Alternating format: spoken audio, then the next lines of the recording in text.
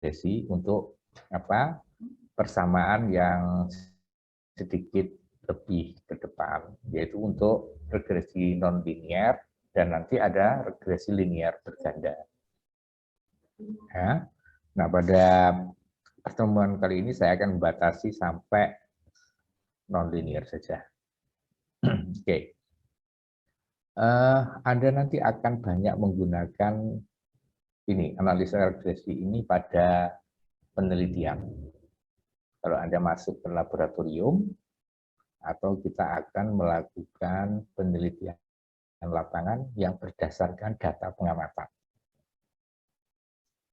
Ya. Jadi dalam praktek sering dijumpai data yang diberikan dalam bentuk diskrit atau dalam bentuk tabel. Ya, biasanya kita berhadapan dengan data yang dinyatakan dalam bentuk tabel.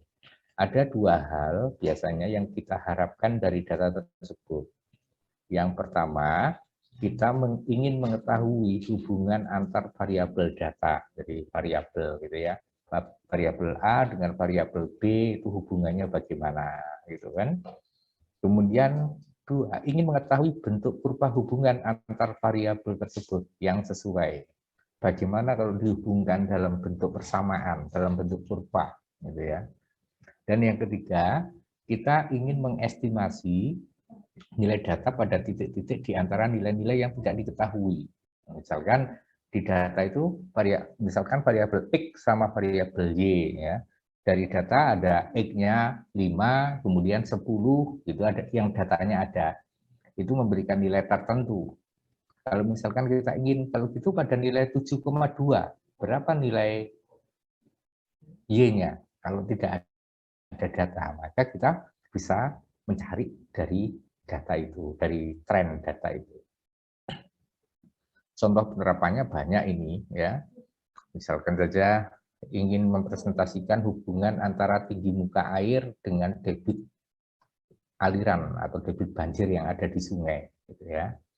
Kita ingin kalau pada tinggi muka air sekian, debitnya berapa? Tinggi muka air sekian, debitnya berapa? Karena debit itu ini memiliki hubungan dengan tinggi muka air. Semakin tinggi muka airnya, kedalaman alirannya, maka nilai debit alirannya semakin besar. Kita bisa mempresentasikan berdasarkan data. Ya. Coba bareng-bareng ngomong lah.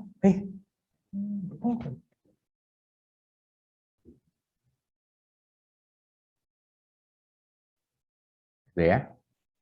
Maaf ya. Kemudian hubungan antara umur beton dengan kuat tekan beton. Kita tahu bahwa sesaat setelah pengecoran, ya, kuat tekan beton itu kan awalnya kan liquid gitu ya, cair gitu ya. Kemudian seiring dengan umurnya dia akan menjadi keras, ya, menjadi keras, dan pada setelah umur 30 hari kurang lebih itu beton itu menjadi keras. Nah, kita bisa memodelkan, mencari persamaan, ya, mencari persamaan hubungan antara waktu, ya, dalam hal ini umur, dengan kuat tekan dari beton itu. Kemudian hubungan antara luas lahan hijau dengan luas genangan banjir, seperti kita ketahui ya, sekarang kecenderungannya di kota-kota besar utamanya, itu genangan banjirnya semakin luas kalau terjadi hujan.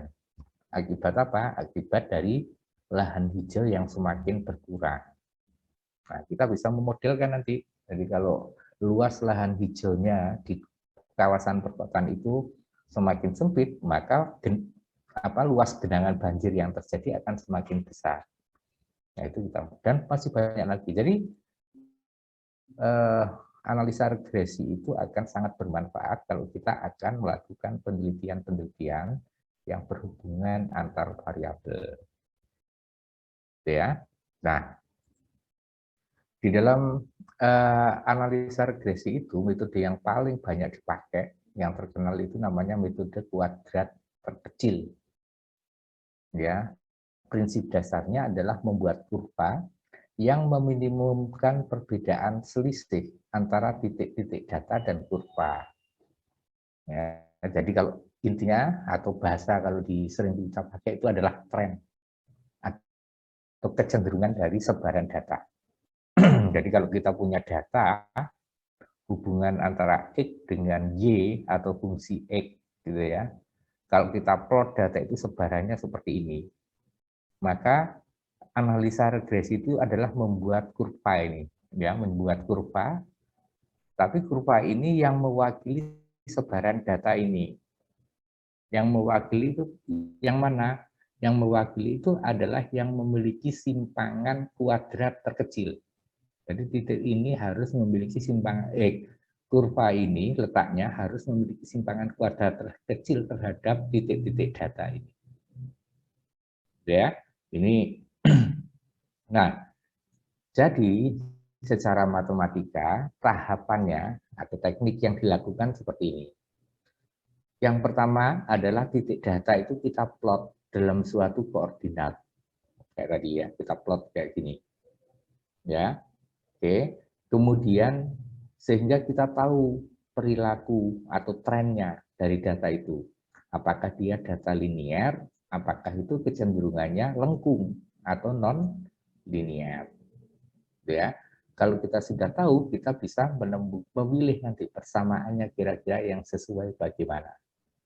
Nah, kemudian tahap berikutnya, setelah kita bisa memilih linear atau non-linear, kita memilih fungsi yang sesuai, yang mewakili fx ini, dinamakan gx, fungsi gx. Kalau fungsi itu kita nyatakan dalam bentuk polinomial, ini namanya persamaan polinomial.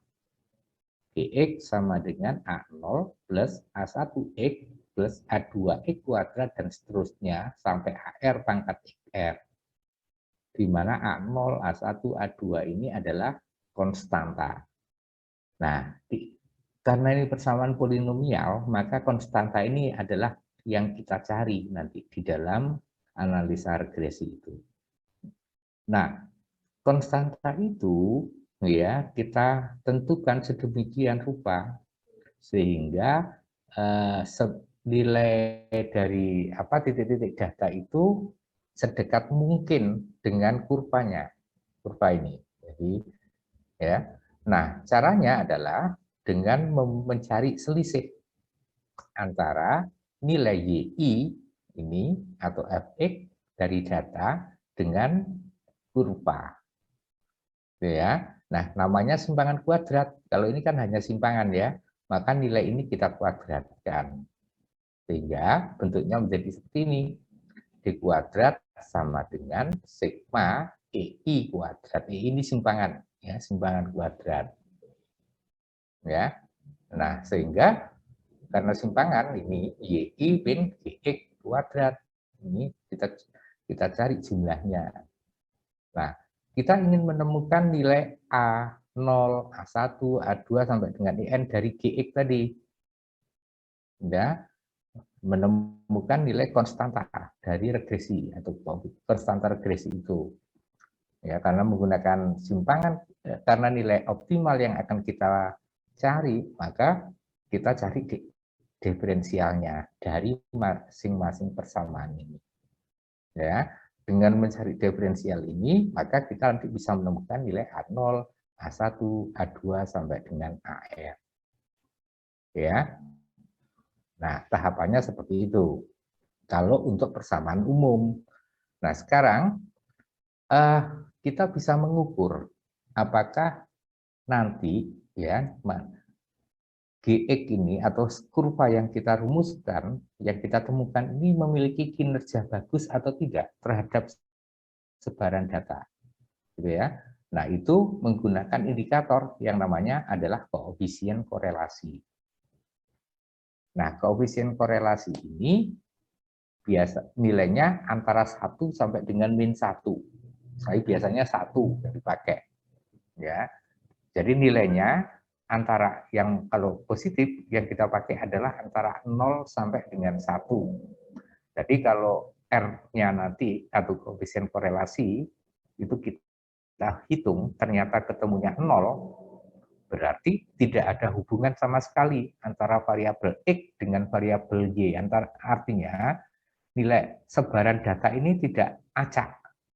Jadi sebaran data ini acak, sehingga kurvanya tidak menunjukkan tren sama sekali, itu kalau 0. Tapi kalau R-nya 1, titik-titik data itu tepat berimpit pada garis ini. Ya, tempat berimpit pada garis ini. Jadi yang kita cari itu adalah kurva yang nilai R-nya itu sama dengan 1 idealnya. Gitu ya. Tapi untuk R sama dengan 1 itu hanya bisa dicapai kalau data kita itu data teoritis. Tapi kalau data lapangan, biasanya R sama dengan 0,6 itu sudah kita anggap bagus. Gitu ya.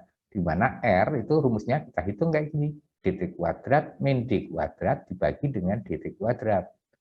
Di mana dt kuadrat itu kita hitung dari yi min y rata-rata kuadrat dan d kuadrat dirumuskan dengan yi min gx i kuadrat. Oke. Nah, sekarang kita coba yang paling sederhana dulu. Kita akan terapkan gitu ya pada persamaan linear untuk mengingatkan kembali di mata kuliah statistik. Oke. Sekarang kita dekati persamaan regresi linear. Jadi sebuah penelitian itu bisa kita dekati dengan linear. Ya, bisa saja kita dekati dengan linear, tapi nanti kita cek apakah kalau kita dekati dengan linear itu bagaimana koefisien korelasinya. Ya, kalau koefisien korelasinya kecil berarti ya linear ini tidak akan cocok. Maka kita harus nyari persamaan regresi yang lain. Oke. Sekarang kita tinjau yang linear. Yang persamaan linear itu persamaan umumnya seperti ini. Namanya linear itu garis lurus. Persamaan linear itu kayak gini. Y sama dengan A plus B kalikan X. Gitu ya. Jadi kalau ini sumbu X, ini sumbu Y, itu artinya persamaan Y sama dengan A plus B itu artinya kayak gini. A itu adalah tinggi ini. Tinggi ini adalah A. B itu adalah gradien. Gradien itu kemiringan. Kemiringan itu tangen. Tangen itu adalah Y dibagi X. Jadi kemiringan garis ini adalah B dibagi 1. Gitu ya. Jadi B itu adalah gradien. Anda masih ingat ya, Nah, persoalan di dalam mencari regresi itu adalah menemukan nilai A dan B yang sesuai dengan sebaran data. Ya, nilai A dan B yang sesuai dengan sebaran data. Oke. Dengan menggunakan kuadrat terkecil, maka kita cari simpangannya. Jadi, bentuk persamaan linear ini Gx sama dengan A plus Bx. Ya. Oke, dalam hal ini adalah A0-nya sama dengan A dan A1-nya sama dengan B. Jadi kalau kita menganggap A0 itu sama dengan A dan A1 itu sama dengan B, maka Gx itu juga bisa dinyatakan sebagai A0 ditambah A1 dikalikan X. Nah, sekarang kalau persamaannya tetap ini, dan ini Gx sama dengan A plus Bx, kita cari simpangan kuadratnya terhadap nilai Y, maka rumusnya ini, ya, D kuadrat di simpangan kuadrat sama dengan sigma Y min dalam kurung A plus Bx atau Y min A min Bx. Ini kita kuadratkan. Ya. Nah, ini simpangan kuadrat. Yang kita cari adalah nilai A dan B optimal, sehingga D kuadrat ini kita turunkan secara parsial, masing-masing terhadap A dan terhadap B. Kalau kita turunkan terhadap A, maka del D kuadrat ini dibanding del D kuadrat per del A sama dengan 0, karena kita mencari nilai B yang optimal ya, maka nilai A-nya sama dengan 0, turunan parsialnya. Maka kita rumuskan ya. Kita rumuskan seperti ini. Kita ingat kalau turunan parsial itu berarti yang tidak mengandung A kita anggap konstan. Ya, maka ketemunya rumus ini. Dan rumus ini kalau kita sederhanakan menjadi persamaan satu ini. Paham dari sini? Halo, turunan ini itu kan 2 kita keluarkan kan? Ya enggak? 2 kita keluarkan, kemudian dikalikan dengan nilai ini yang kita turunkan. Turunan dari YI min A min B XI. Jadi ininya YI-nya konstan berarti 0, ini adalah 0 berarti tinggal min 1 karena kita temukan terhadap A, berarti dikalikan persamaannya sendiri. Berarti min 2 dikalikan dengan persamaan ini sendiri sama dengan 0. Nah, persamaan ini bisa saya tuliskan dalam bentuk seperti ini. Min 2 kan bisa kita coret kan ini kan. Ini kita coret atau persamaan ini ya. Min 2-nya kalau kita pindah ke sini kan jadi 0 per min 2 berarti tetap 0. Sehingga persamaan ini kalau dipisah kan menjadi sigma YI dikurangi sigma A dikurangi sigma peak dikalikan XI. Ini ketemu persamaan pertama. Jelas? Jelas, Pak. Oke. Berikutnya, ini tadi diturunkan terhadap A. Sekarang kita turunkan terhadap B untuk memperoleh nilai A yang optimal.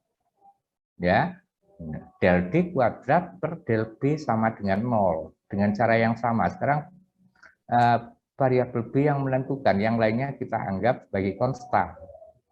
Ya, maka dengan cara yang sama kita bisa memperoleh persamaan ini. Ya, sigma XI dikalikan YI min sigma A dan seterusnya. Ini persamaan kedua. Nah, sekarang bila sigma A itu adalah N kali A, di mana N ini jumlah data, ya, jadi maka jika N ini jumlah data, maka sigma A ini adalah N kali A. Maka persamaan 1 dan 2 tadi bisa dituliskan. Ya, persamaan 1 dan 2 ini kalau dengan menjadi 2 persamaan ini. Ya. Selanjutnya kalau kita nyatakan, maka pada akhirnya nanti Anda baca sendiri ya, untuk mencari persamaan linear atau regresi linear itu persamaan A dan nilai A-nya itu dirumuskan seperti ini, sederhana ini, yaitu Y rata-rata min BX rata-rata, sedangkan nilai B-nya itu ditentukan ini. 2 persamaan ini yang dipakai untuk mencari koefisien koefisien regresi linear.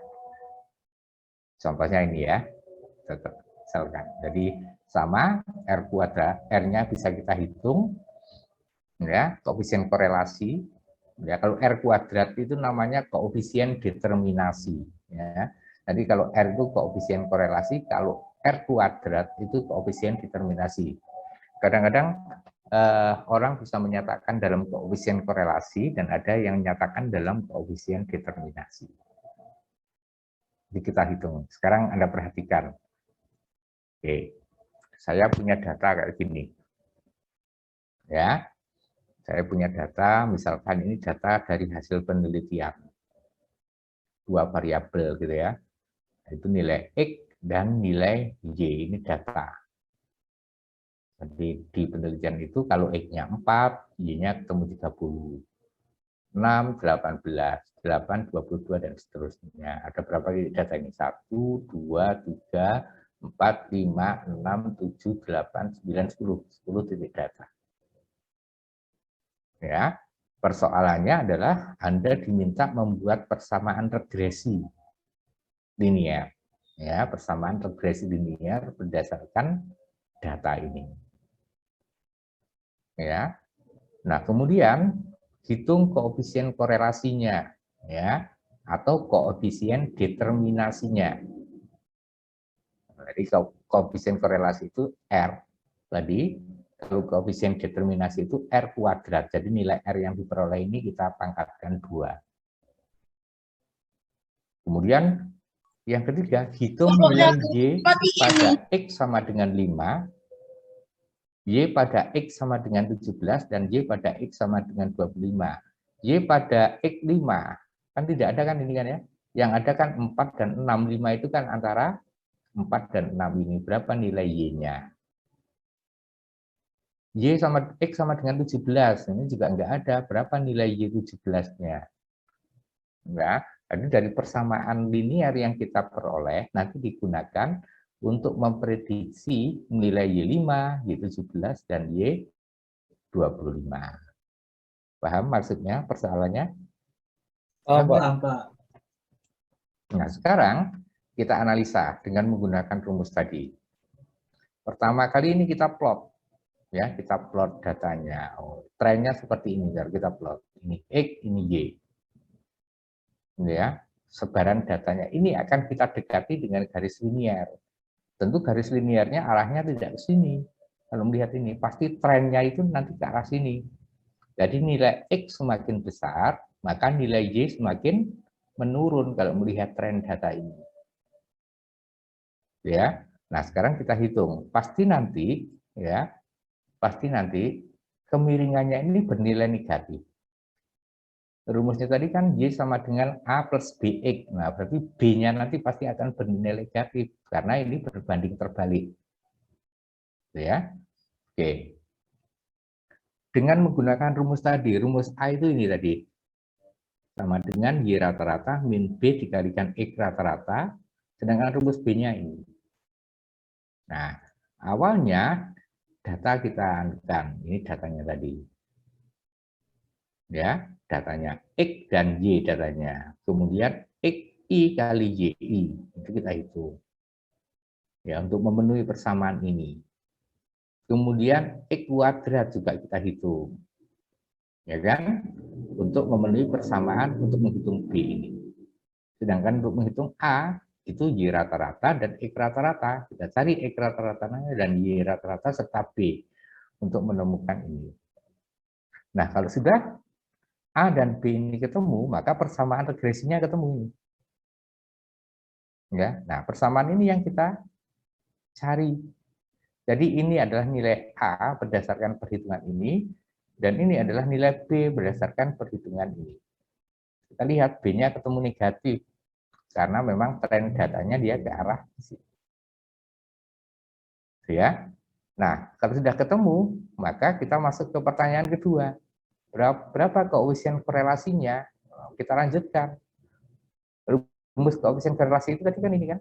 Akar dt kuadrat min d kuadrat dibagi dengan dt kuadrat. Berarti dt kuadratnya, nah kita hitung. Dt kuadrat tadi rumusnya apa? Y min Y rata-rata kuadrat. Berarti nilai Y min Y rata-rata. Y rata-ratanya ada tadi.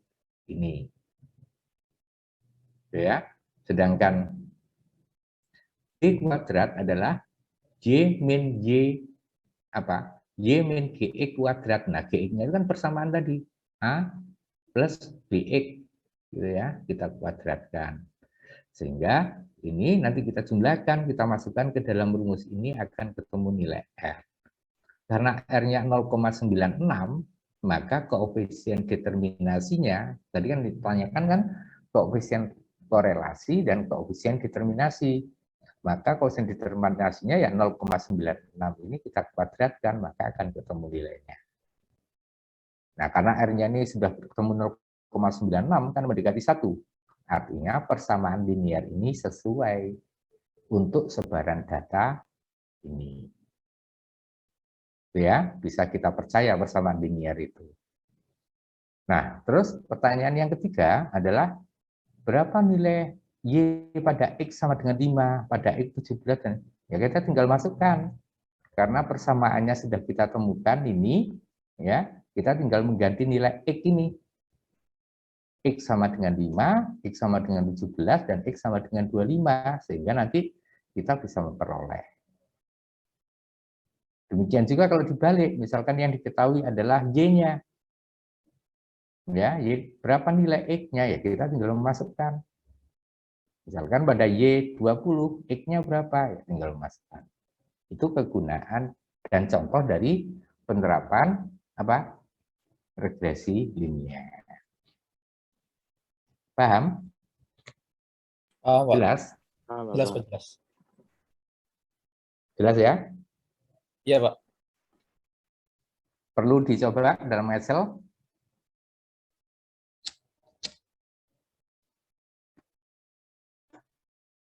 Perlu nggak? Dicoba aja, Pak. Perlu, Pak. Pak, perlu. Oke. Saya akan lakukan ya. Saya buka Excel dulu ya.